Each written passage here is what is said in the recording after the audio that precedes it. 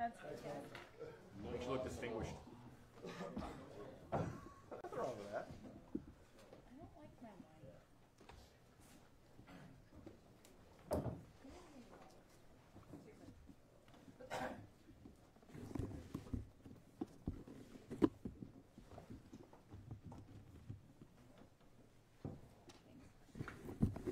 Hi, good afternoon, everybody. Obviously, it's fun to be back and preparing for a semifinal game. I think all of us coaches are kind of worn out a little bit. Obviously, my voice is a little bit shot. And the fact that there's not a lot of sleep during these times with playoff football. I thought our guys played great game on Saturday against Colgate. Really pleased with how we were able to dominate the line of scrimmage, and guys did a tremendous job of owning their role at the line of scrimmage, being able to stop them from running the football, and then being able to pound the ball against that good defense. I was really impressed with their defense. They did a really good job of getting off blocks and tackling, and we just played a complete game. Really pleased with the guys. Didn't turn the football over, which they'd been living off of, and then obviously we're able to get at least one, if not two turnovers, and we had a couple explosive plays too. So we'll turn our attention obviously to South Dakota State, which I think everybody knew when the brackets came out that there was a good possibility of that game happening. Obviously, it's come to fruition now. We have a ton of respect for South Dakota State. I firmly believe that Stig and his crew have a bunch of respect for us, because it's two great programs that are going to go toe-to-toe on Friday night for a chance to go to Frisco. So we'll have our work cut out for us as far as the preparation on that. We've been grinding since early morning on Sunday, because we've got to get ahead of the game a little bit by a day, and we'll continue that. We'll have our first real practice today on these guys. So I'll address the Kansas State stuff so we can get that out of the way. Nothing has changed from when we talked on Saturday, in the fact that I had a conversation late in the week. I don't know. I think I'll learn more about it either today, tonight, or tomorrow. But nothing has changed from what we had on Saturday.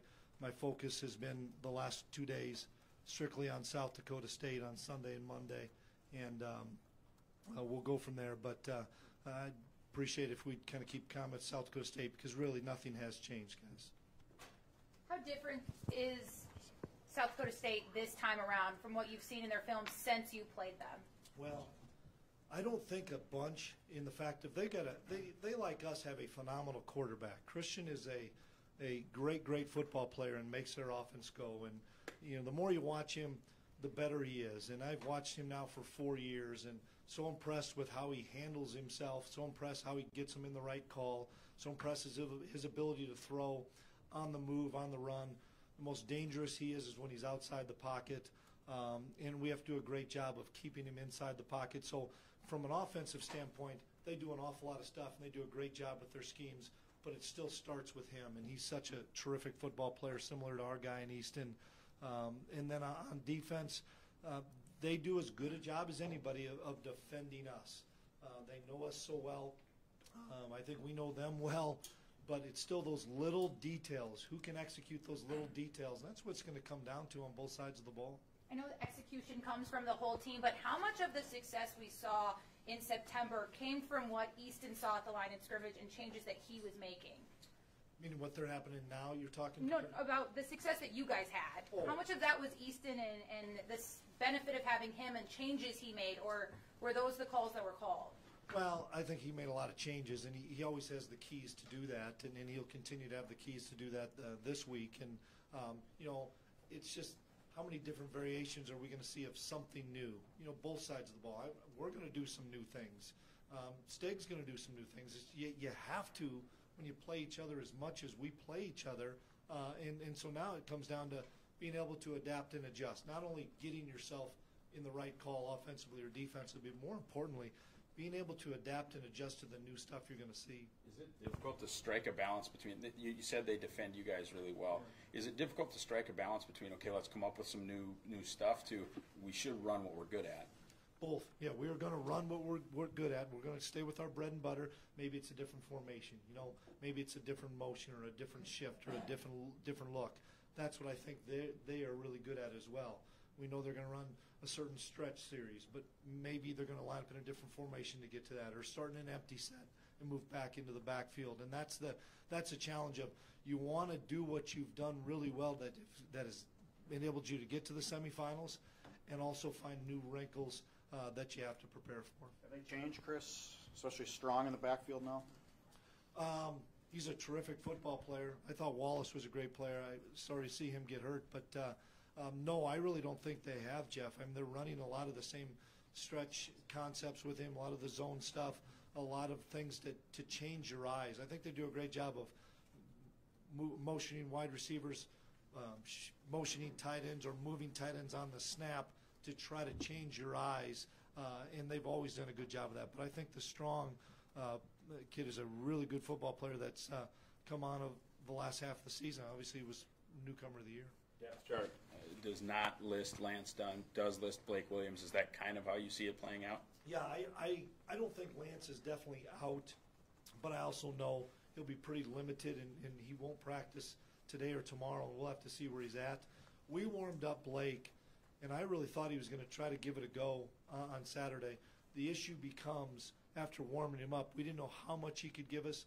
And when you're having to dress only 64 guys, somebody else then, now you're dressing 63 if he couldn't go after a player. So our anticipation is that Blake will be able to give it a go.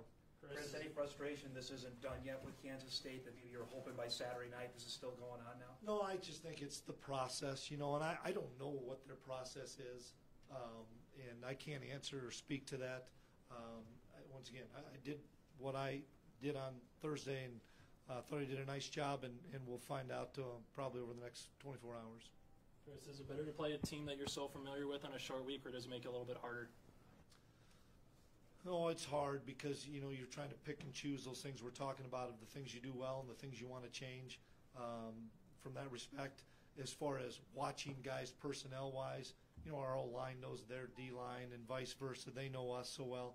I know their skill kids are extremely talented on the offensive side. So it's not like you're saying, boy, I wonder how fast that guy is. I wonder how physical he is. Everybody knows each other so well.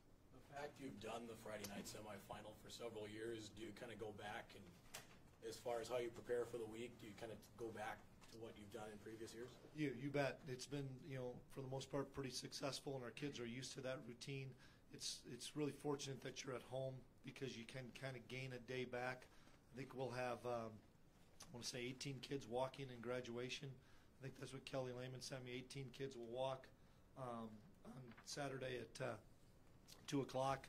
They'll go right into a 3 o'clock walkthrough, take their cap and gown off, go to the walkthrough, head over to pregame meal, and be ready to go. And it's a pretty full day for a college student. That not many kids get the chance to have to get your degree and playing a national semifinal. And lo and behold, every one of our kids in the program or had been in the program the last 8 years has been able to do that. That's pretty cool. Have you had a chance, or did you guys make any adjustments after the James Madison game didn't go your way in 16 to the Friday schedule? No, we didn't make any adjustments. We got beat by a better team that day. Josh Hayes, Chris, what's his exact injury? I think he just had like a rib contusion or something, but on the injury report this morning, he was full go. On a personal note, to see Lance not get to participate in the playoffs last year, to have another injury that could keep him out this year, on the personal side for a senior like that, how tough is that to see a kid go through? Really, I'm crushed for him. I called him on Saturday night and just told him how much I loved him and appreciated him, and if he can't play, we'll work our tail off to get a victory so that maybe he'll have that opportunity again. And Lance is a kid that I recruited personally, and he's from my hometown, and Coach Ensign Mess's hometown, and knows family real well, and it makes me, I'm sick for the kid. But hopefully we can play well enough that he has an opportunity to play again, and I know he's got a lot of great seniors that are giving him tremendous support. But it's, that's the game of football. It's unfortunate that it does happen, but it did. Elbow with him or what? Yep, elbow. I think it was like a ligament, and that's what they're finding out the severity of it. It's not a fracture or anything, but it's a ligament, and that's why I think because it's not a fracture and it is a ligament, they're still holding out maybe some hope that over the next few days it could get to a point where he could maybe play.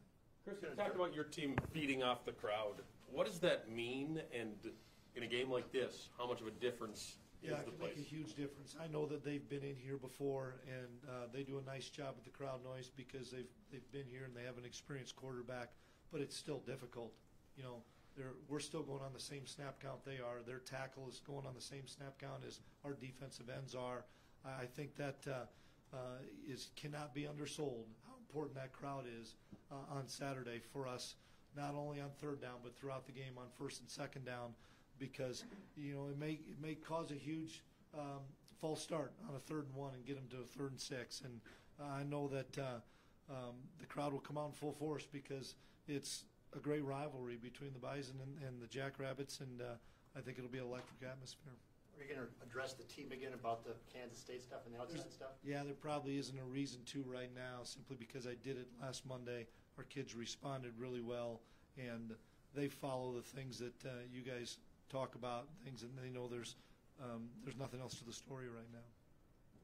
Are you going to be coaching the team for sure on Friday? Depending how things go.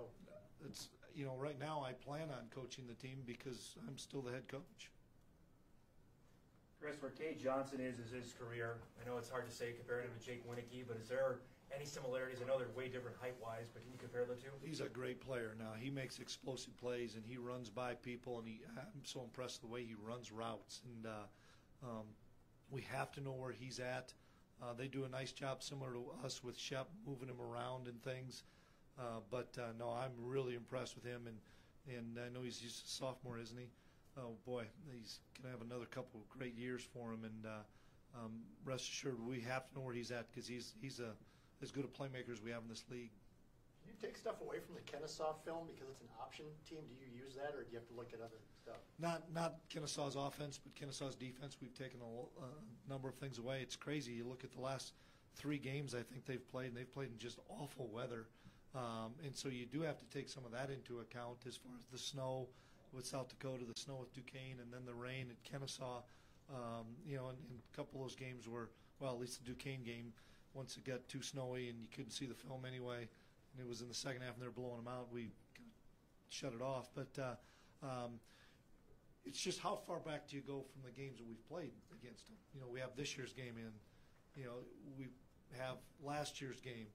You could keep going back if you wanted to, all the way back to my first year here in 11, because there are some similarities.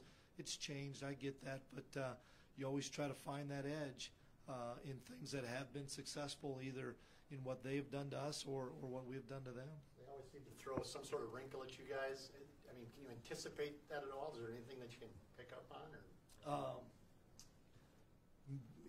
We'll try to prepare for everything, but not have paralysis by analysis, really, in the fact of they do a great job of preparing for us, and we have to do a really good job of maybe showing some different looks on defense, maybe showing a different disguise, maybe a different pressure, maybe a different front. Same things that they're talking about, I'm sure, as well, of they've struggled at times to slow our offense down.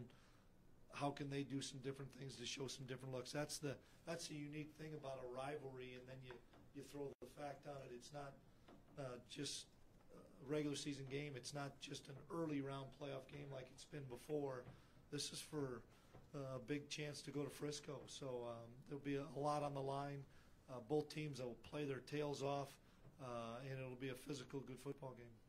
Is there somebody on defense that you think, on your defense, that can handle those wrinkles and adapt a little bit faster? Better be all 11 on the field, because as loud as it is when they're on offense, and we know that impacts an offense, truly impacts the defense as well. And we need to make sure that our communication is flawless on defense with some nonverbal stuff. We all have to be on the same page, and that's the sign, I think, of an exceptional defense when you get everybody on the same page. There's been times where we haven't been on the same page at home. And if you're not all on the same page at home especially, you're going to cut somebody loose, and we've done that a couple times. So we'll probably have a little bit more noise earlier in the week than we typically do. Does this game feel like a second senior night because now you know for sure this is the last time these guys will play an adult? They know that, so we don't really address that much. We may talk about it a little bit on Friday. I think the captains will bring it up in their meeting, but pretty unique. We're going to play 10 at home this year, aren't we? That's pretty cool. Most people play 10 games in a season. We're getting to play 10 games at home. that's pretty special for those guys. So I'm excited that they get to finish off their ultimate career here in the Fargo Dome with the last game that they could potentially play. Or just to have all the seniors, given all the stuff going on with you and the semifinal, I mean, everything's on the line. You have, what, 24 seniors? Yeah, it's pretty special. Those guys came in here when the transition was going on the first time and have stuck with it. And a number of those kids have their degrees. The rest of them are getting their degrees, and that's the most important thing for me is those kids have a degree in hand as they leave here. Played pretty doggone good football. They've had a pretty fair amount of success, and hopefully they've gotten everything out of their experience at North Dakota State. Week in and week out, we hear opposing teams in that post-game press conference talk about the sadness of their last game being a loss. Your guys have known that once in a long time, and those guys are on this. A lot of those guys are on this team.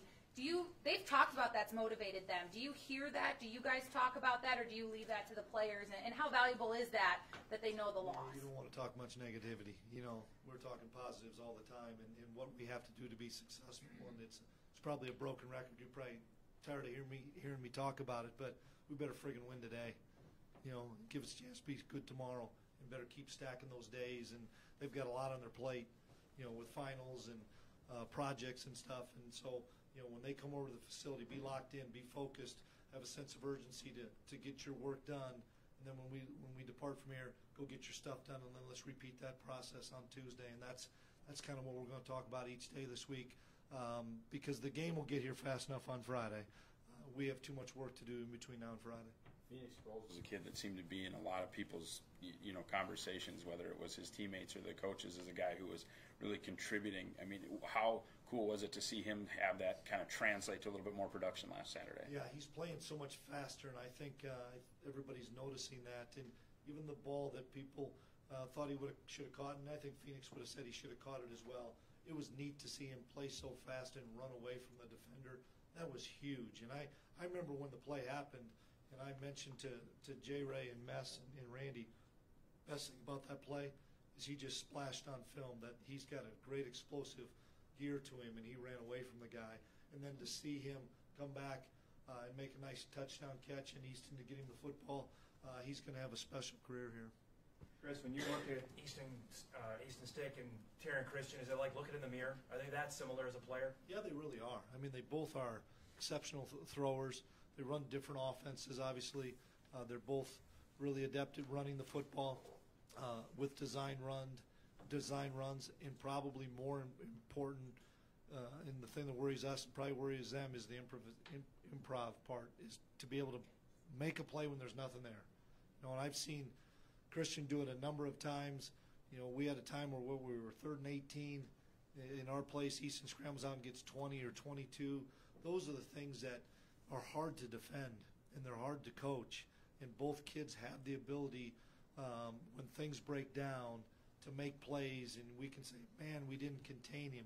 Maybe he made a play and made a kid miss, or Easton was corralled and they didn't keep the cup. Well, maybe it was a poor play by their defense, but give those two guys credit now. Those two kids are phenomenal football players that are playing at a high level with a ton of confidence, and both those guys are just going to make plays. We can't panic when Christian makes a play because he makes them against everybody.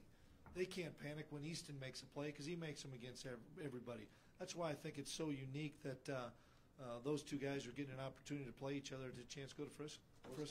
What's kind of the outsider or even next level interest at Easton compared to how it was with Carson at this time in their senior seasons? Well, Carson wasn't even playing this time his senior season, so it was probably down the line until he started rehabbing and getting ready to play. But he has really good interest, and he'll have an opportunity when we get to that time in January with bowl games and then with senior combines and those things. He'll have those opportunities, and I'm excited for him. But he's focusing on the task at hand. Should this game be in Frisco? I'm glad it's in the Fargo Dome. Did you learn anything in 2013 with all the coaching stuff, speculation that was going on there that you've applied now to kind of keep everything? No, I had a unique thing in 2013 to be the defensive coordinator here, and I was knee-deep in stuff.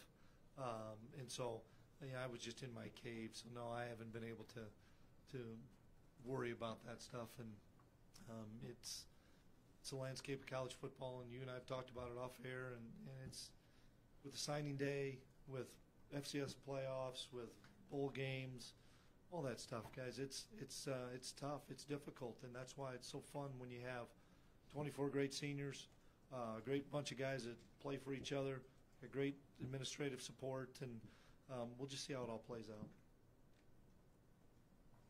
Thanks.